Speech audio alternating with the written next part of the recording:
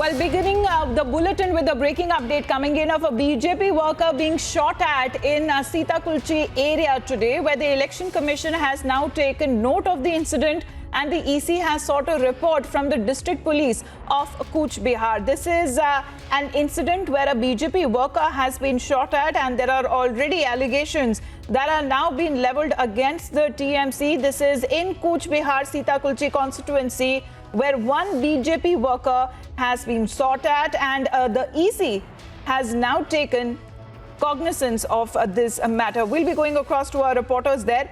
Let me go across to Reema now. Reema, इस घटना के बारे में बताइए। कूच बिहार से ये दूसरा इंसिडेंट रिपोर्ट होता हुआ आ रहा है आज सुबह। आज सुबह से हम देख रहे हैं कि सबसे ज्यादा अशांति अगर कहीं पे है, सबसे ज्यादा वायलेंस अगर कहीं पे है तो वो है कूच बिहार। और जिस सीतुलकुची की आप जिक्र कर रही हैं, जहां का नाम बता रही हैं, वहां पे आपको याद होगा दिलीप घोष पर भी जो बेरहमी से हमला हुआ था, जो जख्मी हुए थे, वो भी वहीं की घटना थी। लेकिन इस वक्त की सबसे बड़ी खबर हम अपने दर्शकों को अपडेट कर रहे हैं कि देखिए कितना चुनौती भरा कदम है पश्चिम बंगाल में चुनाव कराना। जहां अगर हम उत्तर बंगाल की बात करें तो आज कूच बिहार से बार बार इस तरीके की खबरें निकलकर सामने आ रही है, जहां टीएमसी बेहद कमजोर है। अब तो हम कह सकते हैं कि ये बौखलाहट ही है, वरना बार बार लोगों की अपील, बार बार चुनाव आयोग की अपील कि आप शांतिपूर्ण तरीके से मतदान होने दीजिए, लेकिन इसका असर कोई नहीं हो रहा है। 44 सीटों की मैं बात करूं तो 44 में से 12 सीट ऐसे हैं जो कि सेंसिटिव है और वहां पे घटनाएं हो सकती है। इसको लेकर केंद्रीय सुरक्षा बलों की तैनाती की गई है, पैरामिलिट्री फोर्सेस की तैनाती की गई है, लेकिन फिर भी घटनाओं में कमी नहीं। आज तो सीधे सीधे गोली मारने तक की खबर निकलकर सामने आ गई है। हालांकि चुनाव आयोग उस तरीके से एक्शन भी ले रहा है। अगर मैं थर्ड फेज की बात करूं, थर्ड फेज की सबसे बड़ी घटना निकलकर सामने आई थी कि टीएमसी के लीडर के घर से ईवीएम की बरामदगी हुई थी। तो तमाम नियमों का मजाक बनाते हुए नजर आ रहे हैं और आज यही वजह है कि कूच बिहार से जो बार बार खबरें निकलकर सामने आ रही है, शुरुआती वक्त में खबर निकलकर सामने आई कि बीजेपी और टीएमसी के कार्यकर्ता आपस में भिड़ गए, बीजेपी के कार्यकर्ताओं को चोट लगी है, वो जख्मी हुए हैं, इस तरीके की बातें सामने आई। उसके बाद दूसरी बड़ी घटना कूच बिहार से आती है कि वहां पे गोली लगी है, गोली मारी गई है। तो इस तरीके से क्या चुनाव में अपनी ताकत दिखाएंगी पार्टियां? क्या टीएमसी इस तरीके से चुनाव जीतने का दावा करेगी? क्योंकि ये कौन सा तरीका है? Allegations और counter allegations आते हुए देख रहे Reema, whether be it from the BJP or the TMC. And this is once again from Cooch Behar, where we are reporting another incident. What is being said in this latest incident is a BJP worker has now been shot at. The EC has taken cognizance of this matter and has directed the police there, the local police, to report to the EC on the shooting incidents that has taken place. Reema, हम लौटेंगे आपके पास, but we have multiple reactions lined up this morning ever since the voting procedure began. Around the latest one, it's been 2 hours into the voting. 0.54% is the voter turnout till now that has been recorded, and we have been speaking to the BJP leaders there on ground there as the appeals that they have been. All right, we are getting to know right now. Reema, ये खबर अभी हमें मिल रही है that the BJP worker जिसको गोली लगी थी, he is dead. He is no more. All right, this is the update coming in as the BJP worker has now succumbed to injuries. Those pictures that we are playing out of him being transported into an ambulance there, where we are getting to know that he has now succumbed to injuries. This is a big breaking update that is coming in from Cooch Behar. Violent phase, even the fourth phase, where violence that has now been reported in the state of West Bengal. Let me go back to Reema on this. Reema, unfortunate, but बताया जा रहा है कि अब वो BJP worker जिसको गोली लगी थी, he is now passed away. आज की सबसे बड़ी खबर और 4 फेज की अगर मैं कंपेयर करूं तो सबसे बड़ी घटना ये निकलकर सामने आई है, जहां पे गोली लगने से बीजेपी के कार्यकर्ता की इस वक्त मौत हो चुकी है। और गोली किसने मारी? टीएमसी के कार्यकर्ता पर आरोप लग रहा है। आप देखिए कितनी बड़ी घटना है। चुनाव आयोग के हाथ में सारा लॉ एंड ऑर्डर आ जाता है और इतनी सख्ती के बावजूद हम पश्चिम बंगाल में इस वक्त कहीं भी चले जाए, चाहे चुनाव हो रहा हो या नहीं हो रहा हो, सुरक्षा बलों की तैनाती चप्पे चप्पे पर है। लेकिन इस तैनाती के बावजूद कहीं से बम बरामदगी होना, गोली लगने की खबर, मौत की खबर, ये अपने आप में हैरान करने वाली है कि पश्चिम बंगाल में चुनाव कराना चुनौतीपूर्ण है।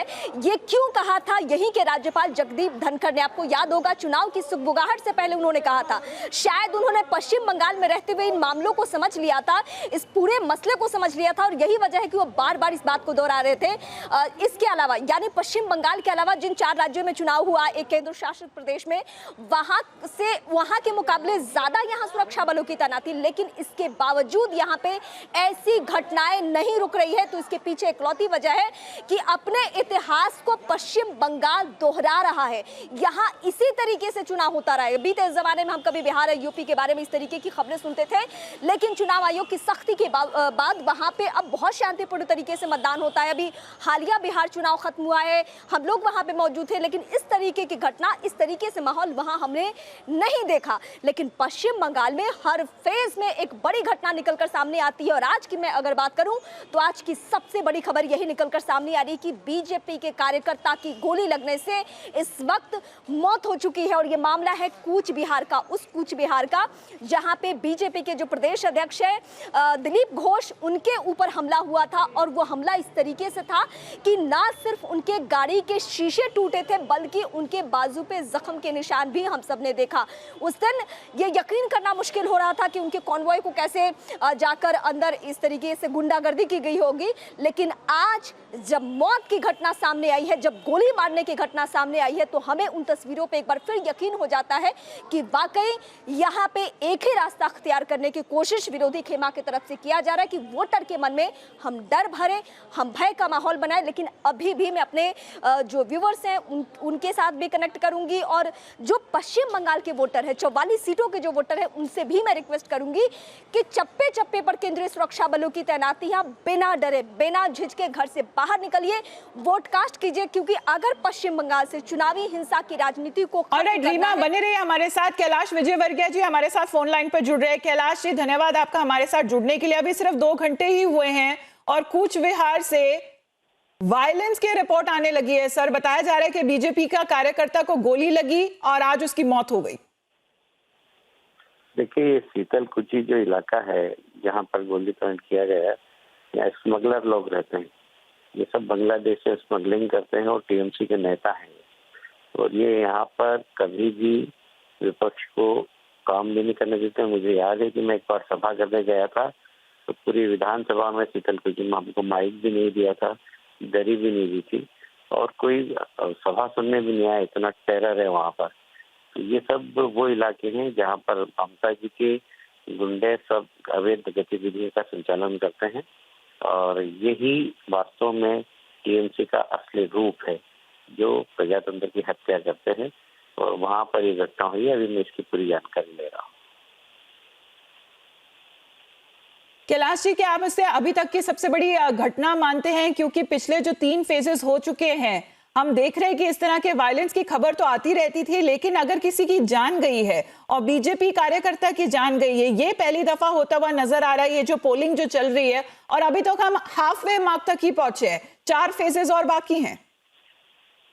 नहीं, इसमें मैं समझता हूँ कि प्रशासन को बहुत कड़ी कार्रवाई करना चाहिए। और वे सब गुंडे, जैसे स्मगलर जो यहाँ पर सीमावर्ती जिलों में रहकर और पूरी पावर गेम खेलते हैं, पूरी पॉलिटिक्स को अपनी जेब में रखते हैं, उन लोगों को उनके चेहरे बेनकाब करना चाहिए। और हम इसी के खिलाफ लड़ाई लड़ रहे हैं। हम हिंसा की राजनीति के खिलाफ ही संघर्ष कर रहे हैं।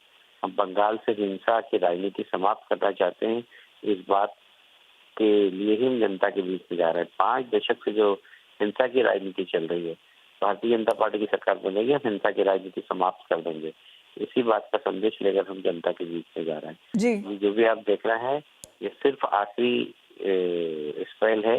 अब कभी भी हिंसा की राजनीति बंगाल में नहीं होगी, क्योंकि आने वाले समय में भारतीय जनता पार्टी की सरकार बनने वाली है।